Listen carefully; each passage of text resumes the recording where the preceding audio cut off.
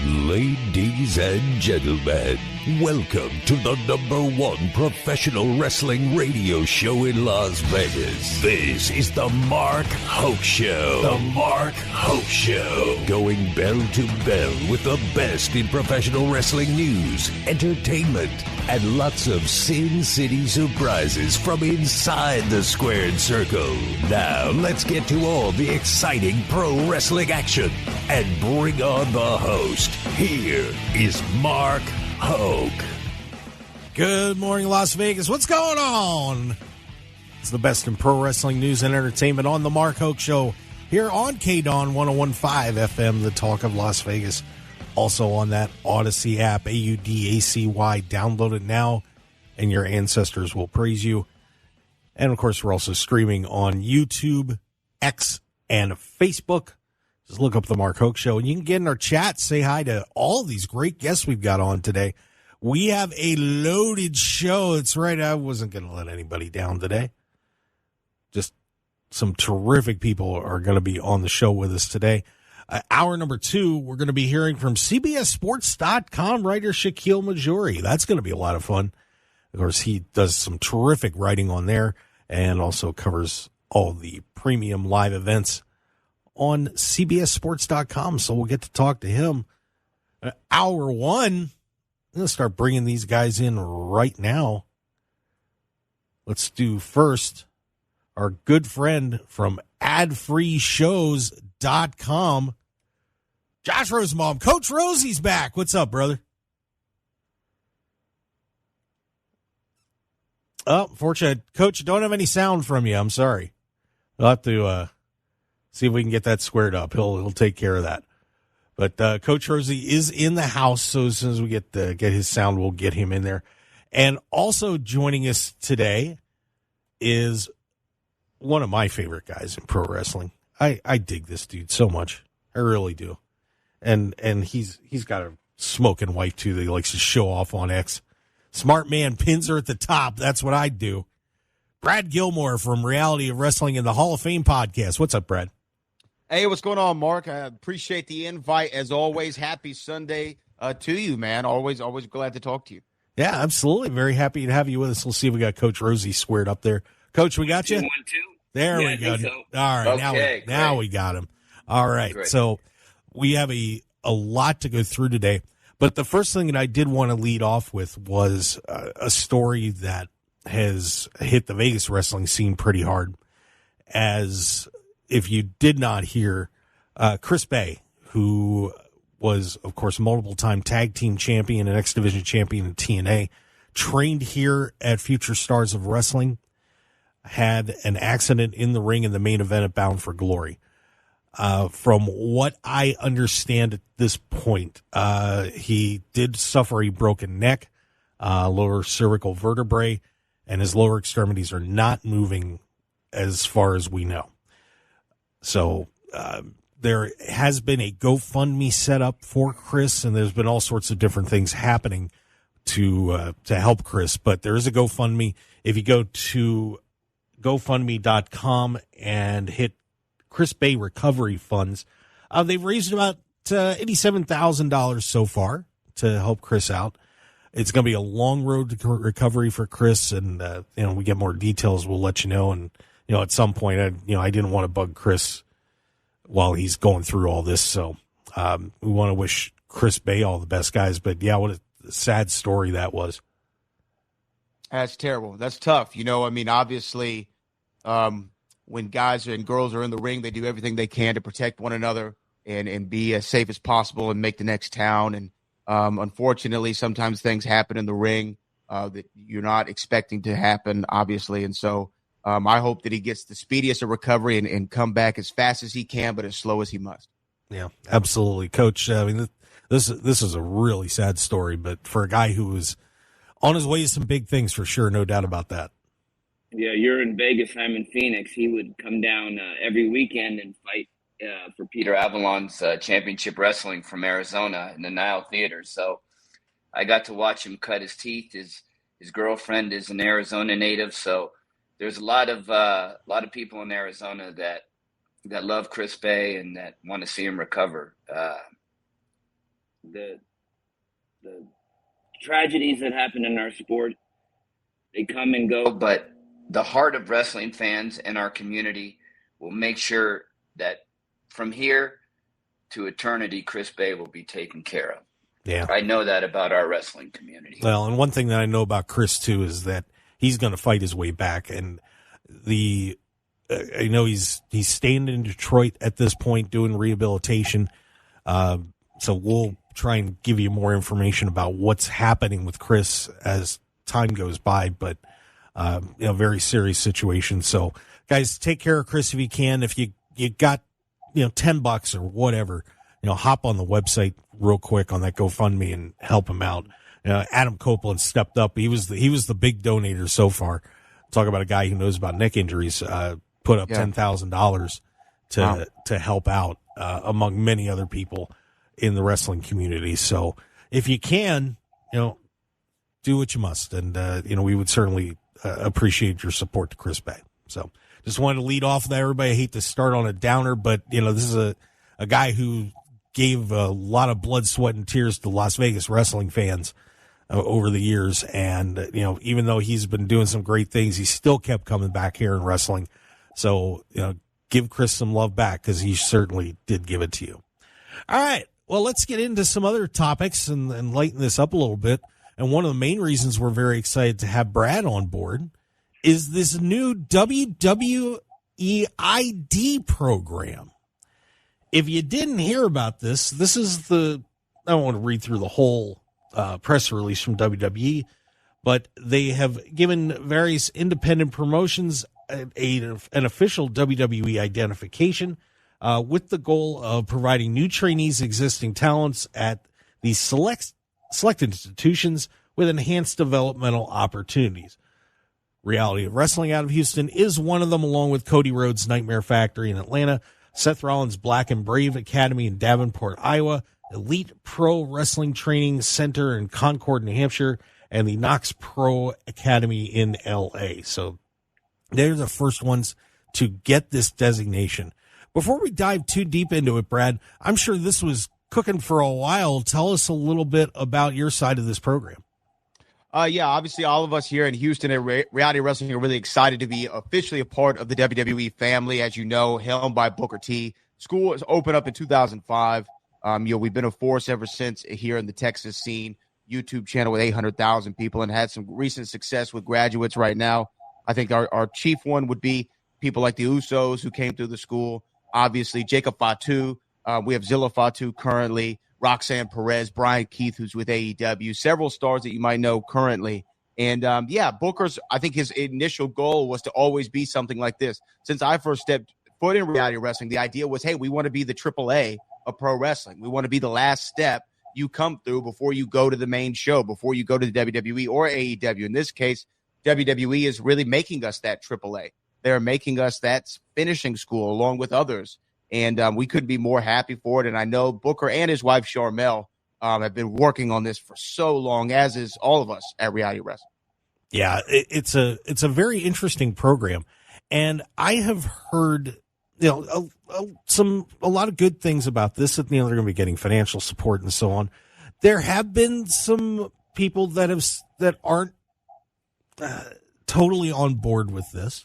And I thought I wanted to bounce the pros and cons of that off you, Brad. And of course, Coach Rosey, hop in any time here. But there was a really good article by Philip Lindsay from Bleacher Report talking about this. And, a pro, WWE ID offers independent wrestlers a chance to better themselves, and obviously get to be a part of the WWE program and, maybe learn more directly how to get to WWE and the skills that it takes. There was another pro that he listed about WWE ID giving newcomers tangible goals. So they're not just out there floating around. They're going to be focused. They're going to go in the right place. The couple of the cons that were listed was WWE ID will steer prospects away from competitors. So saying that you guys as promotions would pull people away from the other ones and they wouldn't be able to get out and, work for anybody else. And then the other con they listed was that it could overall hurt the indie scene because the talent's going to get concentrated. Brad, what's your reaction to some of those things, good and bad? Well, for this program, I see nothing but pros. I'm sure you can always look at cons in any aspect with any program, with any idea. You can nitpick it to death. But I completely disagree with the fact that this is going to hurt the independent scene. If anything, this is going to help independent wrestlers because, and I'm sure Coach would weigh in on this as well, is for so long, if you are in this business and you don't have a roadmap, because your end goal should be always, I want to get to a place to where I can make a living. Now, in our case, it would be WWE. In some people's cases, it's AEW, New Japan, wherever. But that should be your end goal. And if you're now given a roadmap of how to get there expeditiously without taking these small little detours in places where perhaps it's not going to really benefit you in the long term, perhaps you're going to pick up bad habits and not know the best way to be a pro wrestler, I think that this is nothing but a good idea. And to me, in a lot of ways, it takes it back to a territorial system where, hey, go spend some time in Atlanta, learn, Atlanta style, learn from Cody and how maybe Dusty might do things or Cody might do things. Go learn from Rikishi in LA and what they do down there, what Seth does in Iowa. Come to reality wrestling, learn Texas wrestling, learn television wrestling more importantly, because that's what we teach at Row. Is, hey, man, you got a 7-minute match. You got to figure out how to tell a story on TV. You got to figure out where your break spot is. Hey, we might need to cut you short. We might need to go to a commercial, whatever. Learn those styles. So to me, I think that this is so great for the independent scene, and it really gives them a path of how to get to the end goal quicker. And we know you only have so many bumps on your bump card. So if you can get there quicker, that's all good, in my opinion. Coach, what do you think?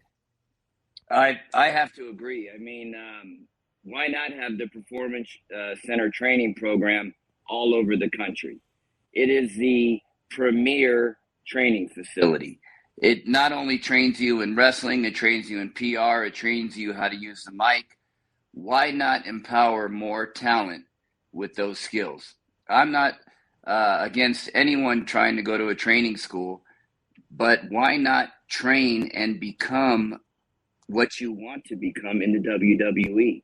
Many people are not getting that opportunity because WWE in the past has not really gone to the independent circuit to get wrestlers because they didn't really trust their training techniques. We get transfers coming into our school all the time, and I can tell the coaches that have done things well and the coaches that haven't done things well. And I really appreciated the point that Brad made about having these guys go all over to these different training facilities and picking up little tidbits from some of the best that ever have done the game. Seth Rollins, Booker T, Cody. I mean, Dusty's philosophy. These are things that are going to make people better. We don't have to worry about, with this new program, promoters being shysty, overcharging young talent, promising things that they can't come up with. When you have a tried and true training technique, you're going to see success. We've seen it before when the WCW had the power plant, they created wrestlers. Obviously, the Performance Center has created some of the very best talent we've seen in the game. So why not have that trickle down to extension programs all over the country? It's win-win for everybody. Brad, what is the freedom level going to be for independent wrestlers that, let's say they're one of the prospects, they're involved with you, but they want to go to a promotion that's outside of that group? Is that going to be okay with WWE if they're involved with that? Or, even let's say AEW gives them a call and says, hey, you know what? We really like you. We'd like to see what you can do. Where does that come into play? Well, I can really only speak from reality wrestling's perspective, because as far as the individual WWE ID talent deals, I don't know the specifics of that, so I don't want to really speak to it. But if I can pontificate, if you will, I think it's like this. Hey, it really is like single A, double A, triple A baseball. We seeing you, you're a prospect. We believe in you. We're going to sign you to this. We're going to see what you can do. Okay, look, you showed us something. We want to get you to the next level, and to the next level, and the next level. And finally, they call you up to the show, which in this case would be the main roster, NXT, what have you. I would assume if you're signed to a WWE ID deal as an independent talent, not as an organization, but as a talent, your goal is to get to WWE. It's not to get to AEW. That's the reason why you entered into that program. So if AEW comes calling, I don't really see that being where you want to go in general, because you want to be at the WWE. That's why you entered into the deal. Do you foresee a response from AEW to creating their own program like this? I mean, because I could see with AEW, if you were in AEW, you'd be sitting there saying to yourself, wow, these guys are going to get all scooped up by WWE. We're going to need to respond. Do you think AEW may come up with a program on their own like that? They could, and I think that in some ways wasn't Nick Wayne signed at 16, and when he became 18, you can now join the AEW roster. I think they prospect just as anybody else does, and WWE always has as well. If you go back 10 years, 2015, when they had the Sami Zayns and the Kevin Owens and the Seth Rollins coming in to the NXT program, that was them prospecting the independent scene and seeing what was going on in Ring of Honor and Evolve and those different kinds of places. This is just a more formalized program for the WWE. So if AEW wants to respond, I'm sure that they could implement a system similar, and they have, I'm sure, preferred training destinations as well. To me, this is really, in my true opinion, WWE saying we want to invest in the independent wrestler and independent wrestling, and we want to make sure these guys and girls are learning the best practices that will prolong their careers and get them to where they want to go in the quickest way. So AEW could do that, but I don't know if they have any plans to. Yeah, and I think one thing that is really great about it is you see so many indie talents out there that try to do things that, while they're going to get a viral moment out of it, it's not going to benefit them in the long run. I mean, people they're doing some crazy, crazy stuff, and it's not going to get you in WWE. It's not going to get you in AEW. It's not going to get you in TNA. If you're, stabbing yourself or doing, oh my goodness, lighting yourself on fire and all these crazy things, or trying to do moves that you can't do or shouldn't do. So, there is a huge benefit to this. I don't think there's any doubt about that. Yeah, good habits. I mean, Coach, I think you would agree with that. No doubt about it. I mean, with Triple H loves wrestling, and this might be his love letter to wrestling. If you're with one of those ID contracts, why can't you go to TNA? If you're doing this kind of partnership, not only do you have WWE, you have NXT, you have TNA, and the way things are going, who knows? Maybe Triple H will, and WWE will buy some of the smaller promotions and really create these AA, AAA, and single A programs where these guys can get the most amount of looks. I do think AEW will match that, and it's only going to make the sport stronger, because these independent wrestlers are going to be striving for that for this new program. So they're going to stay in shape. They're not going to, take the risks that you were talking about. I can think of a guy right now, Big Ben Bishop, out of Georgia. He's a perfect guy, 6'11", doing everything in the independent circuits, getting out there on social media with a little training, with a little social media training, with a little in-ring training, learning the WWE network. Guys like him can really make it in this world and make their dreams come true. And I think that the ID program and similar ones like it, to Coach's point, won't only make the wrestling stronger and the independent scene stronger, it'll also make the independent scene safer. Mm-hmm. I agree with that 100%.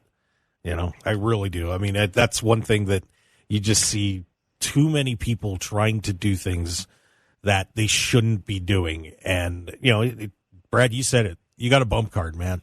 You can only take so much. And if you're burning it up in the indies doing crazy stuff, and the time comes when you're 27 to 30 years old, and you can't walk and your hips are messed up and everything else, that's a huge, huge thing for them. So, I'm looking forward to seeing how this goes. We're going to talk a little bit more about it when we come back, because I'm running a little long. Got to get a break in. When we come back, we got a whole lot more with the unbelievably handsome Brad Gilmore. Well, I don't know. I'm just saying that. No, he is a handsome guy. Josh Rosenbaum from Ad Free Shows, having a terrific time. Mid. I don't know. That kind of puts me at D level. All right, we'll have a great time continuing this on the Mark Hoke Show here on KDAWN. We'll be right back.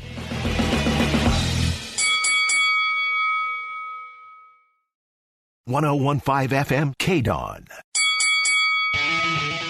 This is the Mark Hoke Show. The Mark Hoke Show. Here again, your host, Mark Hoke. Man, I'm sitting here dancing on the live stream. Brad's got his head down. Coach is off the camera, and I'm having fun making an idiot out of myself. Thanks, guys. Thanks. Really, that's fine. Yeah, I know. You need to go to the training program, learn some dance moves. Maybe they'll set one up for you. Hey, you know what? Arthur Miller's still around. Thanks, Josh. I'm chair dancing. Come on, man. Give me a break. I have moves. Sometime maybe at WrestleMania, I'll get to prove it. I got moves. I've had a couple good chair dances in Vegas, so I know your stuff. Wow. Wow. And we'll be calling the Peppermint Rhino for sponsorship. Welcome back to the Mark Hoke Show. Peppermint. Yeah. There's a spearmint rhino and a peppermint hippo. Did I say? I think I mixed them up. I think you mixed them up. Yeah, I blended them. That's okay. I'm sorry. Well, they both get a plug. Congratulations. Welcome back to the Mark Hoke Show here on KDAWN 101.5 FM, the talk of Las Vegas, as I screw up my own show. We are very happy to have you with us. Best in pro wrestling news and entertainment. We got Brad Gilmore from Reality of Wrestling and the Hall of Fame radio show podcast. Do you guys call also owner of the Winter Mint Hippopotamus? Oh, very nice. Just so you know. Yeah, nice. My own establishment. Wow. That sounds fantastic. Not really. Josh Rosenbaum, Coach Rosey from adfreeshows.com on as well. A couple more questions about the ID program, Brad. How did everybody get to be a part of this? What was the criterion to be selected to be part of this group? As far as what I know from, being a Reality of Wrestling, there's several people who always are in contact or checking out what we have going on at our particular school. And obviously Booker works with NXT on a weekly basis and works with the training staff down there. Shawn Michaels and Terry Taylor and everyone and Matt Bloom and everyone they have down there. And we've sent several guys back and forth. So I think it's a relationship that we had already established, for the last, year almost. Every month we have an NXT talent at one of our shows that come down, whether it be Roxanne Perez, Tatum Paxley, Josh Briggs recently, always somebody coming down. So I think there was a trust established with our school, like, hey, we can send someone down to Books. They can learn a little something and get in front of a different crowd. Because here's the other thing, too. This is why I love that we have NXT people coming down, because that Orlando Performance Center NXT show, and I don't know if either one of you have been there. I've been there a couple times to see it live and in person. The crowd is like a part of the show, as they always are. But that crowd is the same people who come every single week. And they know who's supposed to be bad, who's supposed to be good, who we're supposed to cheer for, who we're not. They understand every aspect of the story. So it's really great when NXT people come to Reality of Wrestling. Some people know who they are, but they don't know if they're a baby or heel. They don't know what their story is on television all the time. And so they have to learn to work in front of a crowd that isn't hot for them off the rip, because they don't know them as well as that Orlando crowd might be. And then that's the best way to learn. You're in front of a different people. You're in front of a different crowd who don't know you, and you got to work. But to answer your question, I'm sorry, Mark, I went on a little rant there. That's right. But to answer your question, I think it was a trust that's been established. And, of course, Booker's career speaks for himself. And not only Booker, Queen Sharmell, a Hall of Famer in her own right, who really helps a lot of our students with entertainment and presentation and media training as well. Sharmell is somebody who toured the country as a part of James Brown's band. She was a backup dancer for James Brown. You talk about 1992 Miss Black America in her own right. So she has a lot of experience in entertainment and show business. So both of them, I think that the WWE obviously trusted them and continues to trust them. And that's why we were the first to get that ID designation. Fair enough. And, because I know there's a lot of other great promotions out there that aren't on this list that, would certainly be worthy of doing that. They're good promotions. And I'm curious to see when that list is going to expand a little bit. So it'll be fun. Yeah. And it very well may, I think that, with us and Cody and Seth and Rikishi, these are just proven commodities right now that obviously WWE has an established relationship with all of them because they're all under contract in one way or another to the company. So they know that they can trust them and they're going to do right by them. And reality wrestling has really proven to be a preeminent place, especially here in the Gulf Coast, for people to come down and learn and to learn the WWE television style. Yeah, absolutely. I mean, it is, you guys are very fortunate. You do have, and through hard work, you guys really do have one of, if not the top indie promotion in the country. You guys should be very proud of what you've done. So I appreciate that. A lot of blood, sweat, and tears, man. A lot of blood, sweat, and tears. And it was a really validating day when that press release went out for all of us, because we've worked so hard. I've been at reality wrestling since 2012. Never missed a show, never missed a night to go down there and to give back and to do my part, which, however big or small it may be. And so we were all really excited when that news came out. It was a validating day. No doubt. Just some comments in the chat box. Just make sure we don't forget about everybody. My good friend Bionic Scoop says, I feel this is just WWE's version of the New Japan Academy. Not a bad thing at all. And New Music Inferno says, totally feel that way too, Scoop. And let's see, a modern version and maybe better version of the former OVW. So there's that comment. And let's see, Scoop also said, look at Stephanie Vaquer. She was able to train that Sky Twister properly and use the ring. Safe venues for pushing talent is key. Coach, what do you think about some of those comments from the chat box? I agree. And one of my favorite wrestlers is Hijo de Vikingo. He's always getting hurt. I would like to see a training center set up in Mexico. Why not? I mean, you talk about moving these around the country. I'd like to see these moved around the world. Yeah. Because wrestling now is international. There's so many untapped resources, so many guys that can truly benefit from this program. And if we expand it, to every mom and pop organization in the United States, it might get watered down. The quality might not be as well. So I like that they only chose 5 or 6 venues to start, because they know that the quality will be top notch. A lot of guys are getting hurt. We see botches all the time. We see, guys that are doing moves that they can't perform just for the thrill of it. If they're trained properly, like Stephanie was, a lot of people gave her grief. But when you're a kid, you dream about being on Raw and SmackDown. You don't dream about being on Impact or Dynamite. They weren't around when we were kids. So if this is the quickest way to get to Raw and SmackDown and have your WrestleMania moment, why not? The WrestleMania moment, right? I mean, isn't that really why if everyone's in the business, you want to have a WrestleMania moment?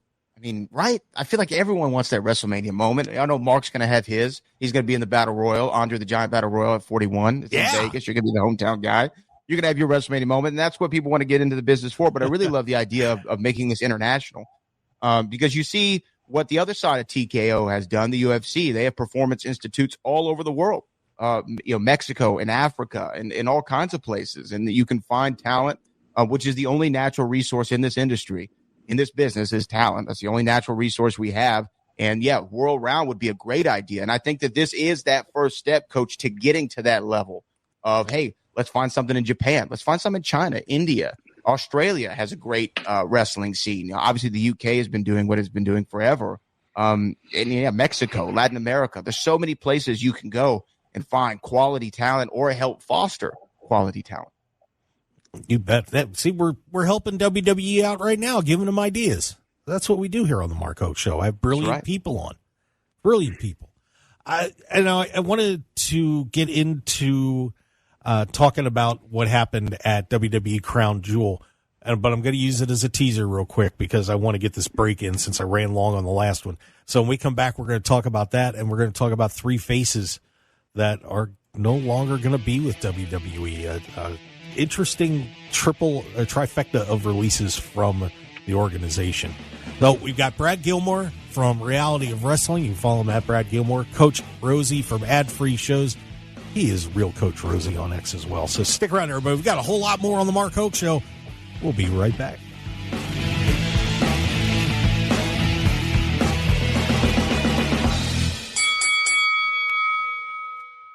Looking for high-quality custom screen printing in Las Vegas? Look no further than Off-Grid Creations. Need a few custom t-shirts for a local event, band merchandise, or family reunion? We've got you covered. Large order of uniforms for your staff, sports team, or club? We can handle that too. Our experienced team will work closely with you throughout the entire process from design consultation to final product. Call us at 661-300-1115. That's 661-300-1115. Or visit our website at off-gridcreations.com. Get a free consultation today.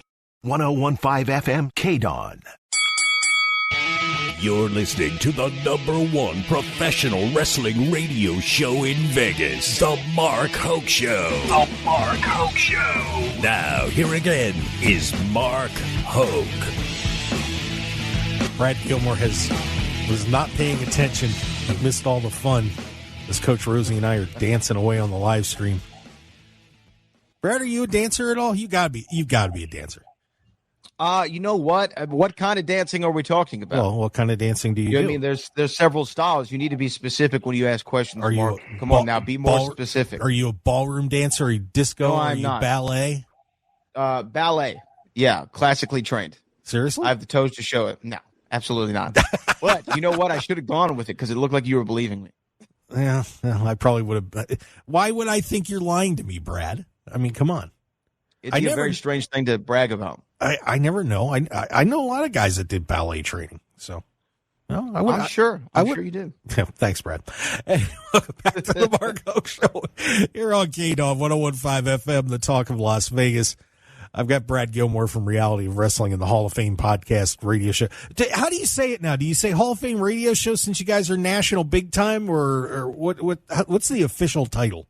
Yeah, I just say the Hall of Fame. Okay. I just say the Hall of Fame because I'm not sure either. I'm like, oh, it's a podcast, but it's on YouTube and it's on ESPN radio nationally and locally, and it's hard to figure it out. But yeah, I just say the Hall of Fame with Booker T. Okay, fair enough. And the man who keeps bouncing around here, we got Coach Rosey.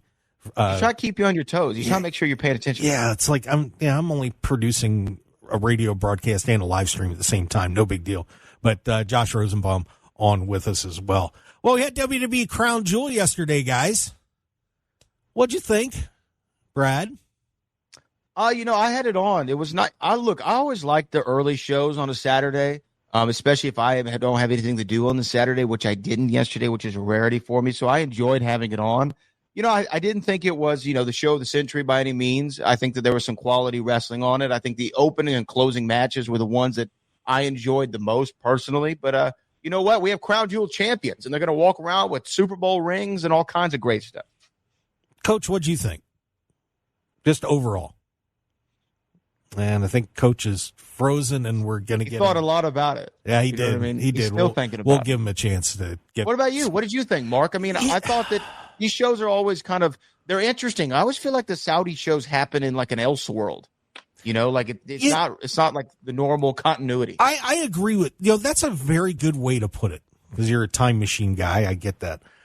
It does seem like it's a show that where they do sneak some things in that weave into what's coming, but at the same time it almost feels like it's just a separate. Here we are, we're in Saudi. We're going to do a big performance for you, and that's kind of where it is. I thought there were some good matches on the show. Cody and Gunther was terrific. I thought the ladies did a pretty nice job. There's some rough spots in there, but I thought overall they were pretty good. But I don't know.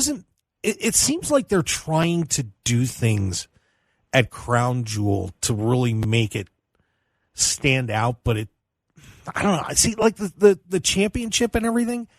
I get where they're coming from with it, but at the same time, it doesn't seem like that big of a deal to me like they were making it. And one thing that really bothers me about the Cody Gunther match, while it's great to have a champion versus champion match, now I feel like you hurt Gunther. I feel like you hurt him a little bit. Not a lot, but he's still got put in a place where Cody beats him clean. So now Cody is above him instead of having those two guys on what was a fairly equal plane. And he's going to have to come on, and the unbeatable Gunther is going to have to say, well, I lost. And do you see what I'm saying on that? No.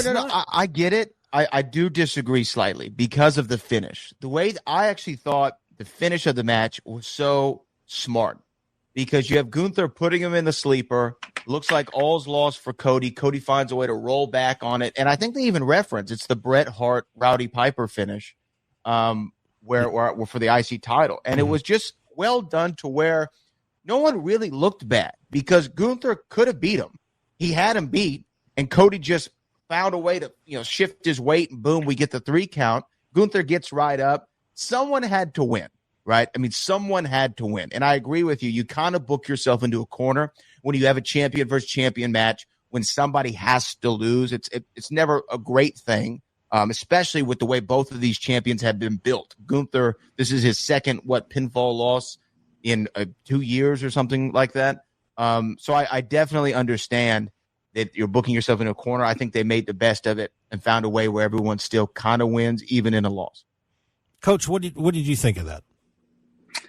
I enjoyed it because it didn't make Gunther look bad, number one. And I think it made the crowd in Saudi Arabia happy. They wanted their WrestleMania moment.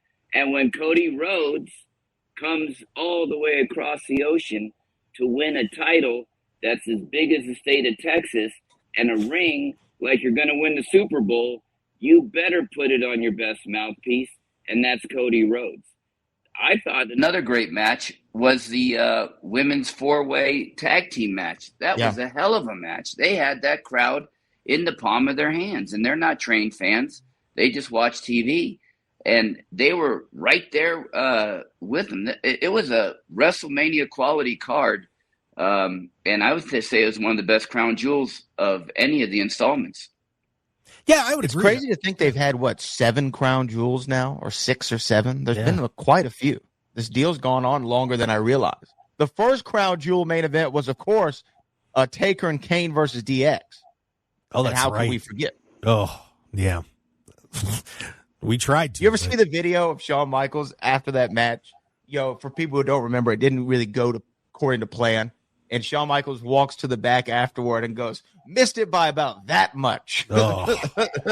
Yeah, that one was a rough one. But it's fascinating to see what they're doing with Crown Jewel. And they're trying to make the Saudis happy. They're spending a lot of money on this thing.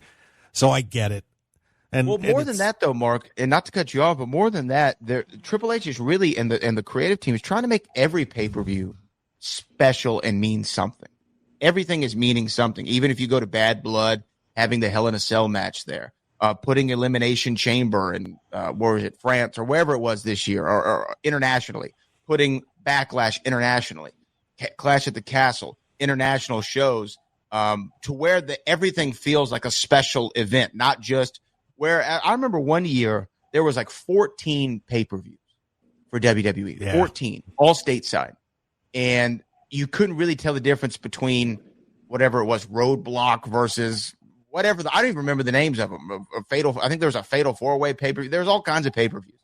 And now they're really trying to make sure everything has a special feel to it. And whether or not you think that they achieved that with Crown Jewel and the Crown Jewel Championship, it was at least a step to making that show unique in its own way and making it feel like an important event when it comes around the following year. Yeah, and I would agree with that. I think WWE has kind of decided they're going to cash in on the international market, and they're taking these PLEs that if they were in the States, people aren't going to get that hyped up about them. But when you're in a place where you don't get many opportunities to see WWE, it is a very special day for those people that are in France or Italy or Saudi Arabia. You don't get many chances. So to get that opportunity, they're fired up. Those crowds are excited, and it gives it an extra feel that I think we American fans, we're a little spoiled. Yeah. I mean, if you had a Backlash in Montreal, Quebec, Canada, I think they're going to be a little bit hotter than if you had a Backlash in Sheboygan. You know what I mean? Because they don't get that entertainment as much, and they're just way more into it. Because in entertainment in general, we're spoiled as Americans, just in general. I mean, all the big movies, all the big shows, all the big sporting events. for the most part, aside from World Cup and things like that and Olympics. But we're so spoiled. So when they go internationally, it definitely always has a great feel. And there's a lot of entertainment before the match. I enjoy watching all the little clips of seeing the kids in France and in Saudi Arabia tearing up and meeting their hero. I mean, it reminds me of when I was 8 or 9 years old, meeting Lex Luger or Arn Anderson or something. I live vicariously. When they're chanting, it makes me feel like, hey, wrestling is worldwide. I mean, I would love it to have those kind of crowd reactions and singing to people. I mean, it just like when they went to Wales and they sang for Double J. You know, I teared up. Double J, double. I mean, it was amazing. I wish we would have that feeling here in the United States. I mean, it's just making the product so much better. Yeah, when I actually had that thought, Coach, when Randy Orton was making his entrance and everybody was singing at the top of their lungs the entrance music, I was like, wow, that must be a crazy feeling. In English. Yeah, it's got to be a crazy feeling for Randy to walk out in Saudi Arabia, of all places, and have a stadium singing his music word for word. And it really does speak to the international appeal that pro wrestling has always had, especially the WWE. No doubt about that. And I know I cried when I met Brad Gilmore. He's my hero. So. Coach Rosey and I were having a couple of drinks, so we didn't have time to cry when we met. But I want to get into these quick 3 releases before we end up letting Brad go here. But Baron Corbin, Tegan Knox, and Indy Hartwell are out at WWE. And what do you guys think about those 3 releases?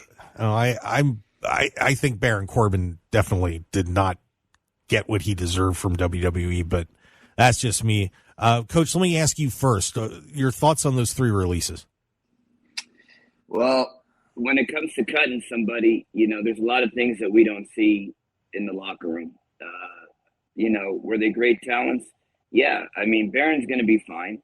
And Indy and Tegan will catch on somewhere. I mean, with wrestling today, you can make a lot of money doing shows, conventions, indies. You know, there's a lot more possibilities. So do I feel bad for them? Yes. But I think we'll, especially the women, will see them again at some point down the road. Brad, your thoughts? Yeah, I mean, obviously you never want anyone to lose their job and all that. And I think that Indy and Tegan and Baron, all talent in their own right. I think that Baron Corbin was with the company for quite some time. 13 years, I believe it was. 13 years. I mean, that's a hell of a run. Most people aren't with the WWE for 13 years. And he had some memorable moments and some memorable angles, even, you know, going to Happy Corbin, going to the Lone Wolf, tagging with Braun, which I just saw them at this last year, Stand and Deliver NXT in Philadelphia. They had a great match there. And then again, remember, he had Kurt Angle's final match, Baron Corbin. So he definitely, and won the inaugural Andre the Giant Memorial Battle Royal, or maybe the second one, or one of the early ones, because it was a surprise. I think it was in Dallas, WrestleMania 32. So he definitely had a career. You know, did he reach the heights that perhaps he could have or wanted to? I mean, that's up for debate, but he definitely has something to write home about. He has a hell of a career in the WWE. And as far as Indy Hartwell actually came through reality wrestling. I know Indy. She's a great girl, super talented, charismatic, and as is Tegan. So I think that they're going to have a soft landing somewhere. And, you know, I always wish them the best. And you just hate to see anybody lose their job. But unfortunately, it's a part of the business. Yeah, no doubt. Well, Brad, we're going to be getting out of here on this hour. I want to give everybody a chance to hear where they can find you, bud. What's up? Yeah, you can find me on all social media at Brad Gilmore. Obviously, the Hall of Fame with Booker T and myself is always around. Check out my collection podcast. Oh, it's great. Where I interview celebrities. I got Tom Hanks on this week. Tom Hanks and Robert Zemeckis, so make sure you go check that out. But really appreciate the invite, guys. Absolutely, Brad. Thank you again for coming on. We got to talk, brother. We got to talk. I'll call you. All right, there you go, everybody. Hour number 1 of the Mark Hoke Show is complete. We are going to head for hour number 2. We have another terrific guest coming up, guys. Shakiel Mahjouri from from CBSSports.com is going to join the coach and I. That's going to be fun. First time on the show, so we'll get to torture him a little bit. But no, we're not torturing anybody. We'll be very gentle, Coach, I think. So we'll take care of him. But it should be a great second hour of the Mark Hoke Show. We'll be right back. Thanks for joining us.